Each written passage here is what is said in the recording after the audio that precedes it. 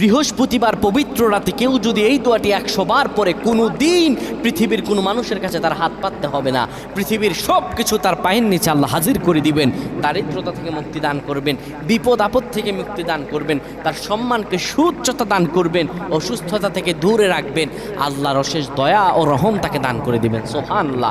বৃহস্পতিবার রাত এটি গুরুত্বপূর্ণ রাত। এই রাত সপ্তাহে একদিন আসে।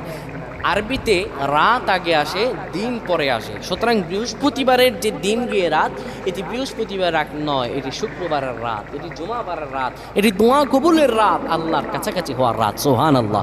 এই বৃহস্পতিবার রাত আল্লাহ তাআলা বান্দার দোয়া কবুল করেন। কেউ যদি বৃহস্পতিবার রাতে ঈশা নামাজের পরে পবিত্র হয়ে ইয়া হাইয়ু ইয়া হাইয়ু ইয়া হাইয়ু ইয়া রফিয়ু ইয়া রফিয়ু ইয়া রফিয়ু এই দোয়াগুলো পড়তে পারে 100 বার, আল্লাহ রাব্বুল আলামিন তার